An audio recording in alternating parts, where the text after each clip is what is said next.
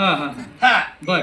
आता आमचे तुम्हाला द्यावं लागेल ना पॉम्पलेट परचे काही. परिचय पॉम्पलेट नका देऊ. मग तुमचं नाव गाव सांगा. असं हा हा लिहा काय. लिहा. बर बर पेन द्या बरं. ऐक.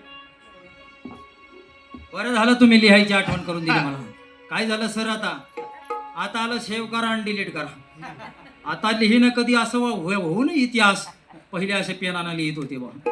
बरं झालं तुमचं भाग्य माझं भाग्य तुम्ही मला लिहिण्याची आठवण करून दिली. बरं. कारण माझा पण थोडा सराव होईल. हो सांगा लिहून घेतो. काय नाव म्हटलं. लिहा की. हा लिहितो ना. सांगा नाव सांगा. अहो शाहीर हा. महो नावच लिहा.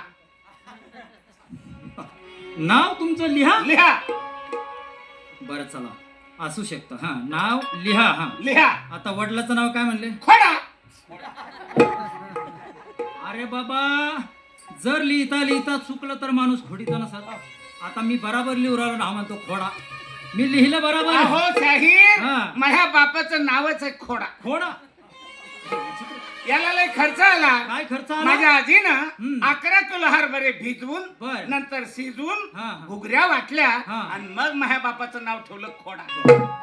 बरं असल खोडा असल. मग असं करा आता तुमचं आडनाव राहिलं. आडनाव सांगा बरं. फाडा. ऐकतो ना मी. अरे माणसा लिहा खोडा फाडा इकडं नाव असतं का. आहे का तुमच्या पुणे शहरामध्ये असा नावाचा माणूस. शोधून सापडणार नाही कारण अशा नावाचा माणूसच नाही. पण खरं सांगू का रसिक माय बापू अशा नावाचा माणूस नाही. पण माणूस जन्माला आला. विनोदाचा भाग सोडा.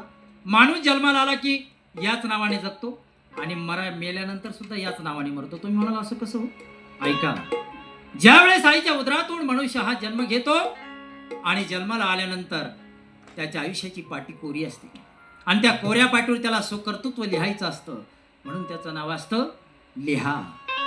आणि दुसरी गोष्ट खोडा. ज्यावेळेस माणूस आपापल्या क्षेत्रामध्ये संघर्ष करत असतो आणि संघर्ष करत असताना त्याची हार जीत होते असते. कधी नाराजी होते. पण पुन्हा काही चुका होत्या. त्या चुका दुरुस्त करून पूर्वरत मार्गावर चालता आला पाहिजे. त्याला म्हणता माणूस. आणि अशा काही चुका होत्या त्याला म्हणता खाडाखोड तो खोडा. आणि तिसरं आहे फाडा. त्याने सांगितलं आयुष्याचा शेवटचा श्वास घेतला की मायबापांनो त्याच्या आयुष्याचं पान फाटल्या जातं. काही शिल्लक राहत नाही. मग असं म्हणाल काही शिल्लक राहत नाही असं जर म्हणाल. माऊलींना ज्ञानेश्वर माऊलींना 750 वर्ष झाली. आज आम्ही डोक्यावर घेतो. तुकोबरायांना 400 वर्ष झाली. आज आम्ही डोक्यावर घेतो ना.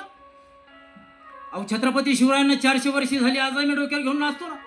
काय कारण. काय कारण. कारण ते समाजासाठी जगले. समाजासाठी मेले. मरावे परी कीर्ती रूपी उरावे म्हणून पाठीमागं उरता आलं त्यांना. आता तुम्ही म्हणाल मग शाहीर ते राजे होते त्यांच्याकडे संपत्ती होती आणि ते संत होते त्यांच्याकडे कवित्व होतं. आम्ही तर सामान्य माणसं बा संध्याकाळ 200-300 रुपये कमवतो आमचा प्रपंच करतो. पण माझ्या जमलेल्या रसिक मायबाप हो आज आमचं महत्भाग्य एवढं. आज आम्ही एवढे लोक गर्दी नसू द्या. काही गरज नाही आपल्याला गर्दीची. इतिहास तेच लोक घडत असतात. मोजके असतात आणि विचाराने सक्षम असतात. म्हणून या ठिकाणी मी सांगत होतो की दादांनो माणसाला उरता आला पाहिजे. तुम्ही म्हणा आमच्याकडे तर काही नाही. आहे सुवर्ण संधी आहे.